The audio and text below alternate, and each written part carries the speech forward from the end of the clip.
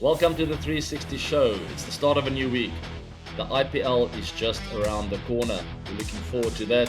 The Women's Premier League is heating up, and RCB playing really well over there at the Chinnaswamy Stadium and getting the RCB fans all excited. Ireland won their first test match in only 8 tries. What a great achievement by them. And finally, my good school friend Neil Wagner calls retirement on his career. That actually reminds me of a phrase that I know in Canada. So, to all your RCB fans, I hope you enjoy this. Manastere Marga.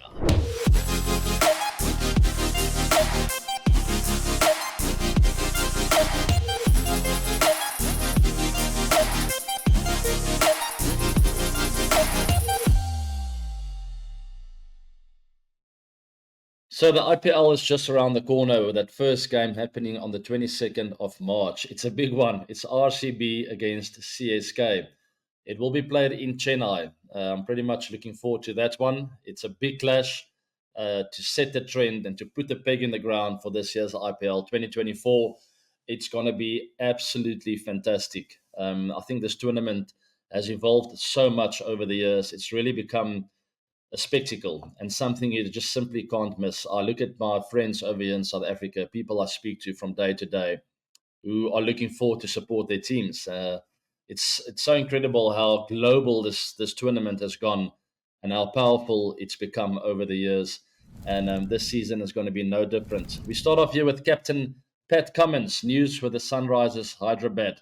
And I say Captain Pat Cummins because it's quite a surprise, but not a big surprise to me.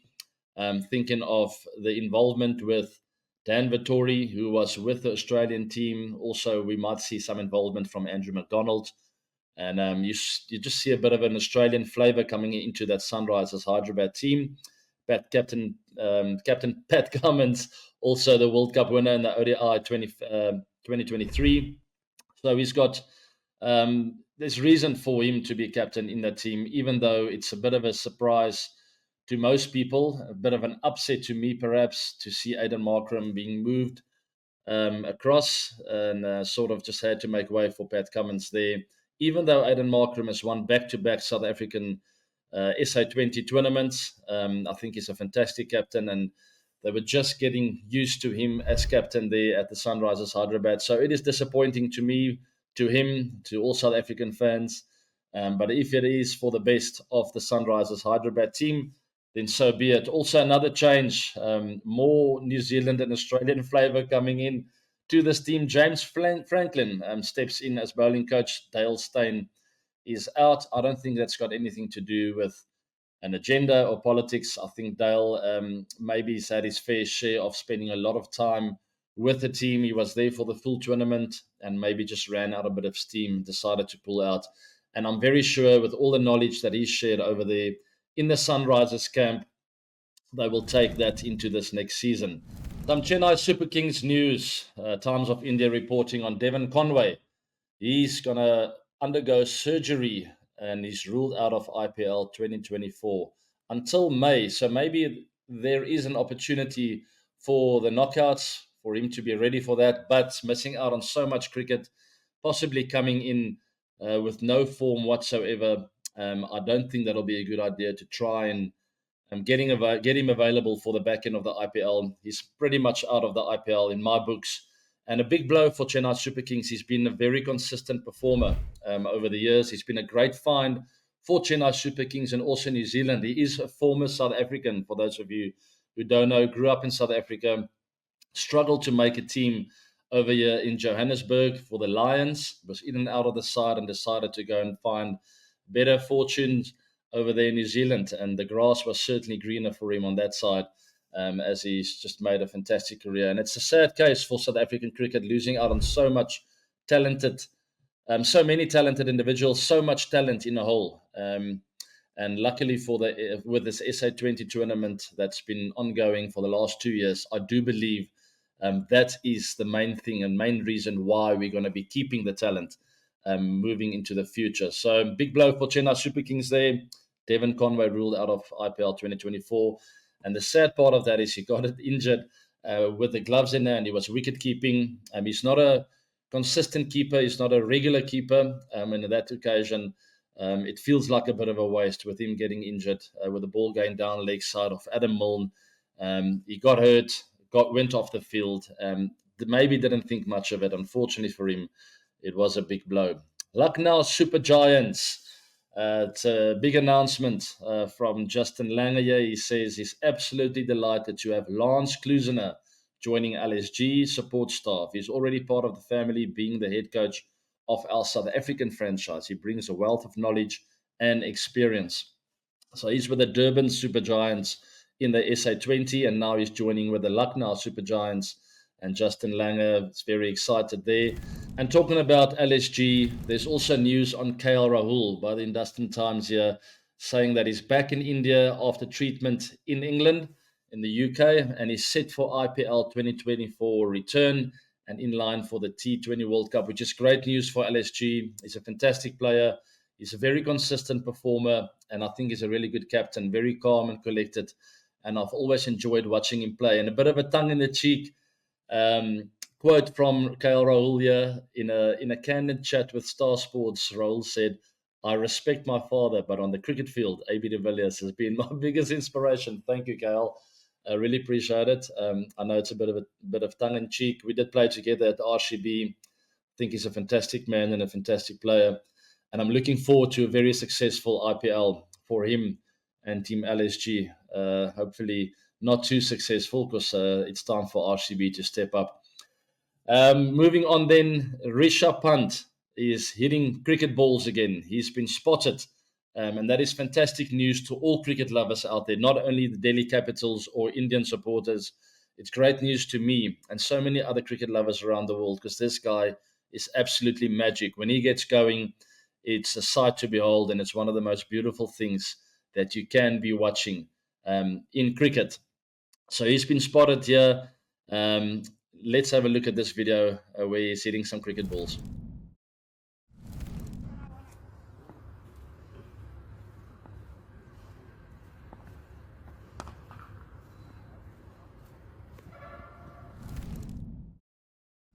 So that's Rishabh Pant hitting one of his trademark shots there, the one-hander over cow corner.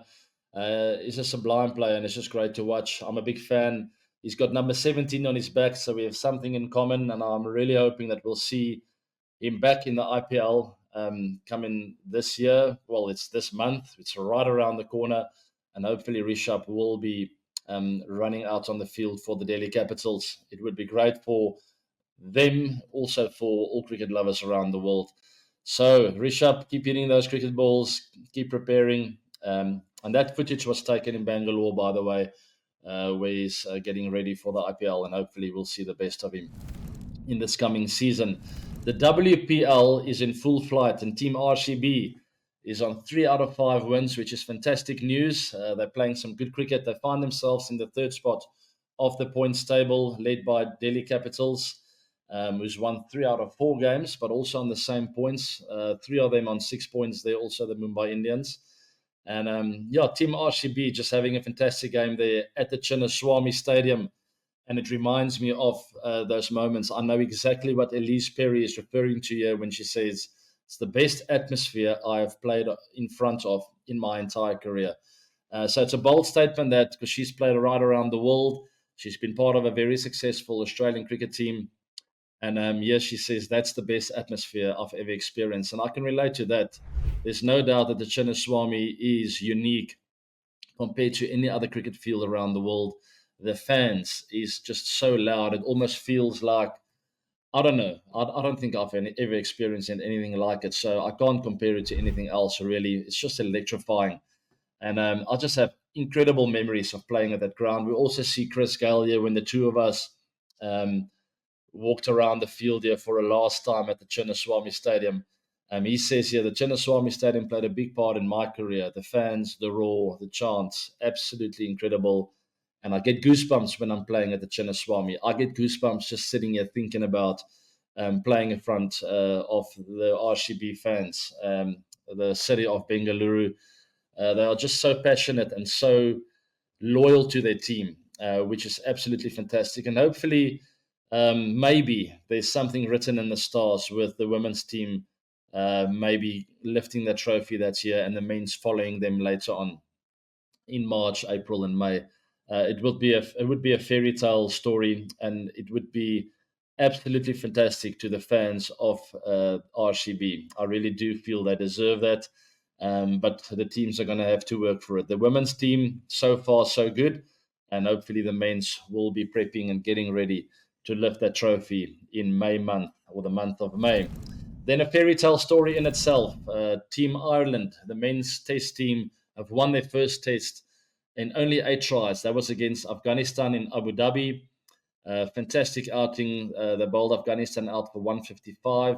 Followed that with 218. Then 263 from Afghanistan, leaving Team Ireland a tricky score to chase, and they got it with 4 wickets down. So fantastic win. Very happy for this team. And Andy Balbirnie says here on ESPN Cricket Info, I think it's right up there. There's a lot of talk in world cricket in the moment about relevance of Test cricket, but you ask this whole group how special this is, and that's right up there for me. So I can definitely relate to that. There's nothing better than playing for 5 days or 4 days, however long it takes, and really grinding it, putting your body on the line for your team, going through ups, going through downs, all in one game, and ultimately crossing the line, working really hard to win a test. There's just nothing better than that. A lot of players before us didn't get the chance to play test cricket. Fortunately, we're part of that history now. We've got to play and we've got to win. So I think it's a lot bigger than cricket. Hopefully, we'll inspire some people back home. And that is exactly, people, what it's about. That's how I grew up. I very clearly remember from the age of 6, 7, 8 onwards, watching live cricket. My parents would wake me up when South Africa were playing Australia, for instance. I think of Fani de Villiers taking that caught and bowled with South Africa winning their first ever test match in South Africa. That inspired me so much. And at the age of 11, I watched Sean Pollard get his first test wicket at Centurion Park. That's the reason why I started dreaming. And for Team Ireland, they would have inspired a lot of youngsters with this win, and hopefully they can keep that up and keep getting more exposure. So ICC, people are making decisions out there. Please keep growing the game. Keep giving countries like Ireland, Afghanistan, Zimbabwe, so many others, the opportunity to play Test cricket, and not only against each other, but against some of the best teams in the world. Give them that exposure. Give the youngsters of these countries an opportunity to start dreaming, the opportunity to start dreaming like I had and so many other players. So great story there from Team Ireland. Congratulations to Andy Balbirnie and the whole of the Ireland Test team. They've been playing some good white ball cricket as well.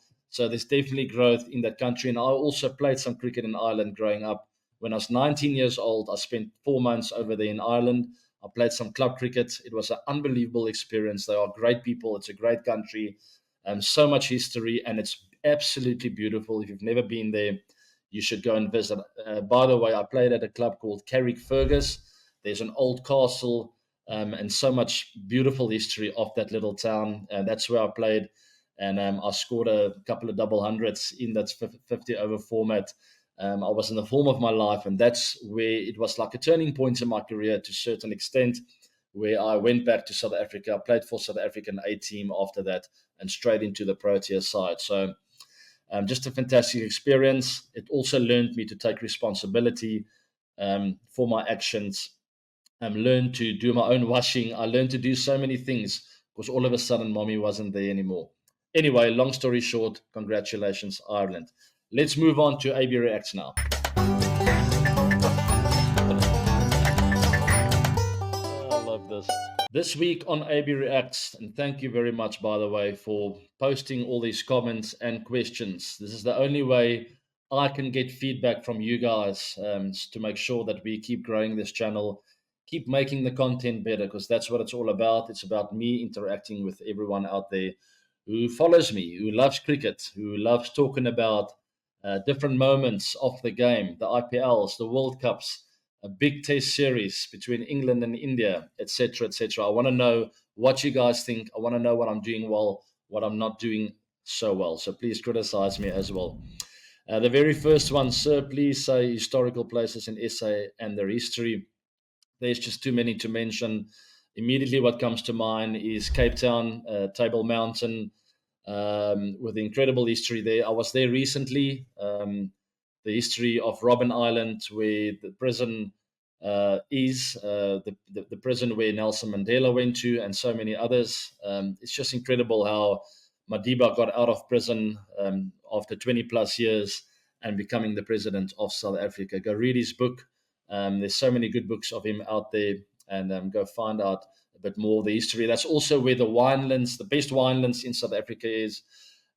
Just such incredible history from 1680 onwards. That's when the settlers came over here to South Africa. That's where the wine history starts. And I hope I get all my dates right here, because some people might correct me. 1685, perhaps. I'm not 100% sure. There's history right through with the De Villiers family as well. There were 3 De Villiers brothers that came to the Cape Province. They started a farm called Boshendal. And I'm from one of those lines. We don't have that farm anymore, so I'm pretty angry with those 3 brothers that came over here. That's where I got my name from. All the way back to the 1600s, there was a Abraham de Villiers. It's one of the 3 brothers that were here. That's the only one that didn't have children, ironically. There were 2 other lines who had children, and I'm from one of those lines. So there's a bit of de Villiers history for you guys. There's also the Kimberley Hole with the big diamonds and all the history of the diamonds over here. There's Johannesburg with the gold mines. South Africa is very famous for the gold. Also the wildlife up north, about an hour and a half drive from where I live here in Pretoria. Maybe a bit further, 2.5, 3 hours, you get the Kruger National Park. And that's where all the wildlife is, or the best wildlife in the country. There's lots of private game reserves around that as well. Beautiful landscape over here in South Africa. You also get the garden route on the eastern coast of South Africa. You get the west coast, which is a completely different experience, different landscape, and just so much to see over here in South Africa. I'm going to leave it there because I can go on for ages talking about my beautiful country and my homeland. Am I following the PSL? I am certainly following some of it, not all of it. I have a family, 3 children that are keeping me very busy. I call them my 3 projects. If people ask me, what do you do these days? What business do you run? What do you do? I always tell them I have 3 very big projects. And they go like, wow, that's what is that? So I go, it's AB, John, and Yenta. So yes, very very much my priority in life at the moment. But I do follow the PSL. I think it's been great.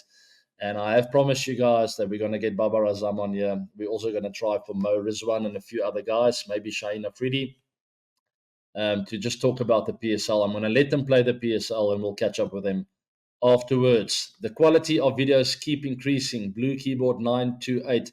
Thank you so much. I really enjoy that feedback. I really appreciate it. Also, give me some criticism so that I can get better or make the mistakes less. But thank you very much for that. We are working hard behind the scenes to make the videos as good as possible and the content thereof. It shall be 4-1 in the test series between England and India.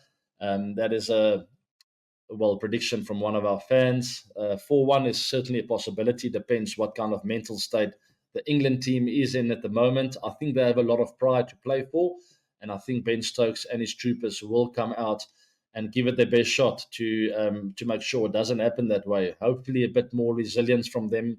I think they've played beautiful attacking cricket for a while now, and there's nothing wrong with their way of attacking the game and taking it on and taking it to the opposition.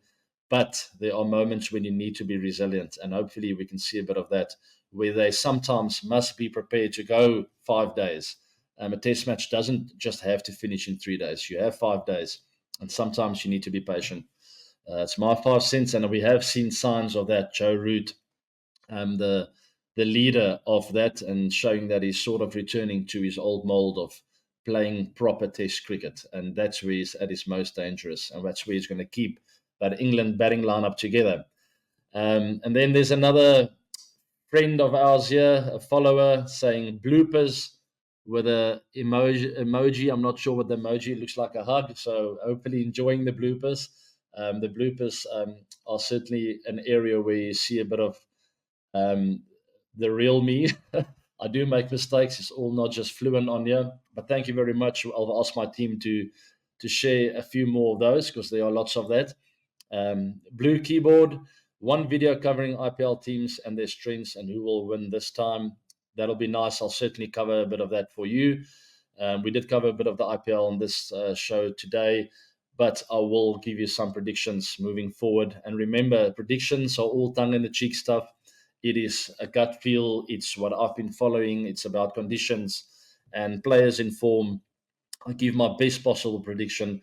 I'm not always going to be right, so don't come too hard at me when I'm wrong.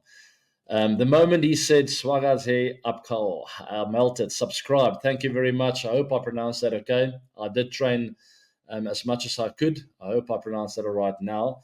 But I do feel it's necessary to interact a bit more with my friends up north in the eastern part over there in Asia. I hope you guys enjoy that, and I'm going to do as many languages as possible to make it as personal as I can. Please join the RCB camp. It's a humble request. Thank you very much for that. And also, hi, AB, when are you coming to the Chinnaswamy?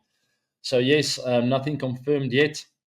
Virat has hinted that he might want me to come over just to spend a bit of time with him and some of the batters, perhaps. Nothing's been confirmed yet. I think that call's got to come from Andy Flower, Faf, and the team. But for now, I'm just going to be in Mumbai for the first few weeks of the IPL. I'm doing a bit of commentating with the Viacom team, with Geo Cinema. So do watch our live streams of the games. We have a fantastic team there with Scott Styrus, Owen Morgan, Brett Lee, Chris Gale, Anil Kumble, Robin Utsapa. The list goes on. So I'm looking forward to join up with the guys again. And also, I will be at the back end the last 2 weeks with the knockouts. Very much looking forward to that. Is this the official YouTube channel of Mr. 360? Yes, it is. It is the 360 show. And I hope you enjoy it. And then last but not least, will RCB lift the Women's Premier League title this season? And thank you, sir. Thank you very much for commenting and for all the comments. I do feel maybe this could be the year. I think if the women win it, the men will be so inspired to go on to win that IPL. So big ups for the women's team of RCB in the WPL. Go all the way, ladies. Make us proud and get that Chinnaswamy Stadium. Lift that roof when you play there in your next game. And to the men, all the best with that prep. And I hope you guys pull it off this year. Big news, Neil Wagner steps down and he's decided to retire from all cricket. It's a big announcement, and we see him in tears on this video that I'm going to play to you in a minute. I do have to add, though, I also went through the process of retiring from all cricket, and it's a very emotional stage of your life, a very emotional moment. I do think, however, when you watch this video, also keep in mind that it's tears of joy. It's not just sad. Yes, there's a feeling of you where you understand that you're not going to see this again or experience this again. But I think the majority of the tears has got to do with just joy and the understanding of how privileged you've been and gratitude of people supporting you over the years. It is overwhelming. It's an overwhelming feeling of joy that makes you cry. So keep that in mind. Yes, he seems very sad, but I promise you, you will look back and go and think about all the incredible memories he's created over the years, all the incredible friendships he's created, all the incredible moments on the field of taking wickets and the passion and the never say die attitude. You look back and you go, oh, wow, what a great experience, but you cry because you realize you're never going to experience that again. So bittersweet in a way. Let's have a look at the video and you can decide for yourselves. To the New Zealand public and the fans, I can't thank you enough for the support, for making me feel welcome, to make me feel like a Kiwi, and yeah, for all the chants throughout the years, lifting me up when your body is sore, to be able to still do what you do. You played a huge role. Yeah, it's never easy. It's an emotional road. It's a big roller coaster, but it's something that I feel like the time has come and to pass that baton on and leave that black cap in a good place for the rest to take it and hopefully grow that legacy forward. That was Neil Wagner. What a very emotional few words that he shared with us there, thanking the public, thanking his teammates, thanking everyone. And as I said, it's the feeling I get. It's just pure gratitude. It's an overwhelming feeling of like how privileged I was to have been part of this journey. He's a fantastic player. He was a fantastic player, because I don't think we're going to see him play again. But just always prepared to put in the hard yards. And that's the way it was many years ago when I met him at high school. We were at the same school. We played at the same team, alongside Faf du Plessis. And there's a picture of all of us in a team photo. I'm in the second row far left, and he's in the second row, second from right. We look very young there. But that's Neil Wagner for you. That's the way I got to know him at school. Never say die kind of character. Always a very passionate character. He would always give you his absolute best. Always a very kind, humble kind of human. And I'm very, very happy for him with everything he's achieved over the years. I think he's had a stellar career. He's impressed or surprised us all. And that sort of relates to the quote he's put out here. I've said this in the past. I've never saw myself as the most talented or most gifted bloke going around in cricket. I just saw myself as someone who loved this game and loved playing for this team, loved playing for my mates and for the black cap. And I wear my heart on my sleeve. And that's absolutely spot on. I wear my heart on my sleeve. That's the way I got to know Neil Wagner. No matter what anyone ever told him throughout his career, you're not fast enough to be a fast bowler, you don't have enough skill. And those are all comments that I've heard over the years. He made it work, because that's the kind of character he is. And it's a lesson to every single one out there, even to me, who's finished with my career. And I'm not sure where I'm going with my life all the time. It's not always very clear. But you wear your heart on your sleeve and you never say die, and you just keep going. You keep standing up no matter what people tell you. That is the message here. And that's the legacy I feel that this guy leaves. And it's pretty big, for a guy who seems to come across as I'm insignificant. I am not a world beater, like a Glenn McGrath, the best bowler of all time, Shane Warne, Dale Steyn. I don't compare to these guys, but look at my stats. It's pretty good. And this is the way I achieved it. It's not the same as the others. I didn't have this X factor, late swinging ball and stumps flying all over. I was prepared to work hard and to believe in myself when other people didn't.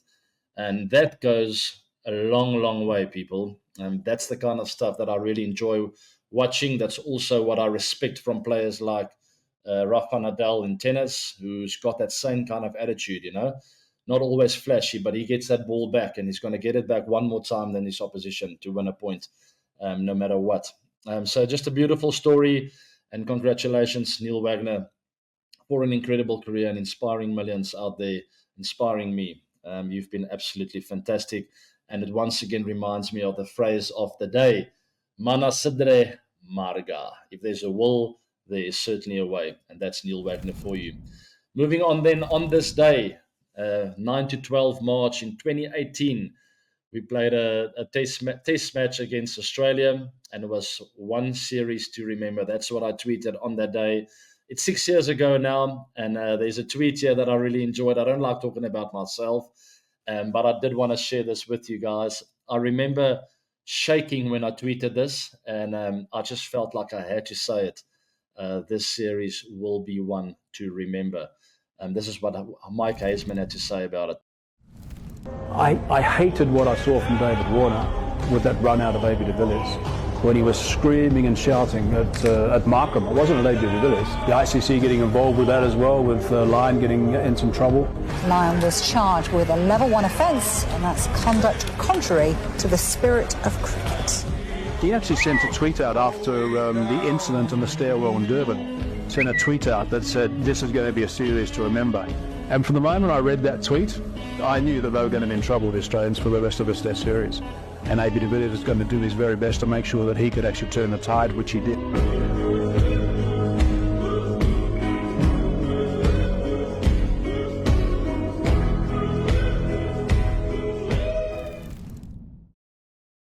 Incredible scenes. I just get goosebumps thinking about that series.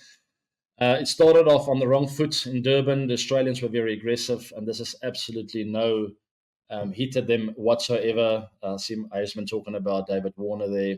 All of those things that happened in that first Test match in Durban just sort of got the fire burning within us all. We were a very strong unit then, very tight and close group of players. We really cared about each other.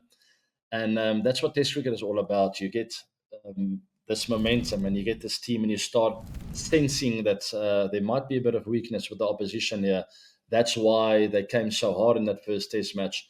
They ultimately went on to win that first Test match, but they left us thinking in that dressing room in Durban that day, and I'll never forget us talking about it, saying, guys, it's not all sunshine and roses over there in the Aussie camp. These guys are beatable. And we today have reason to stand up as a group, to fight for our country, to fight for ourselves, for our team, our badge, the Protea. Just all those things came to mind. And as I walked out of the dressing room, I pulled out my phone, shaking because I was so fired up. And I decided to tweet, this series will be one to remember. And it certainly was. It's the greatest Test series I've ever been a part of. Unfortunately, some bad memories as well with everything that happened in the Cape Town Test match. But for us, as a South African team who stood together, who stood up as a unit, just great memories. Right, thank you for that. Moving on to the 360 quiz then. In last week's question, who were the RCB scouts that spotted Asha Shubana? And there's the answer, Vanita and Malulan. Alrighty, so congratulations to Akash Krishna. You won that quiz and you will be receiving your prize very soon. And in this week's 360 quiz, it's a tricky one, so buckle up, hold on tight to your seats. My home language or my mother tongue is Afrikaans. What was the Afrikaans version of the phrase that I taught you in today's episode? Try and get the spelling right, go do your homework. I know you guys are smart and sharp, so all the very best with that quiz. Thank you very much for following me on this channel. Please subscribe to the channel if you get a moment. Also hit that bell notification. Follow me on socials. And remember, where there's a will, there is a way.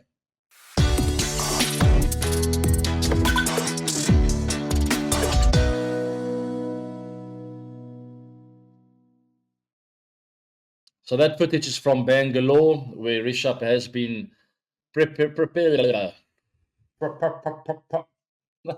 Could also almost make a song with that.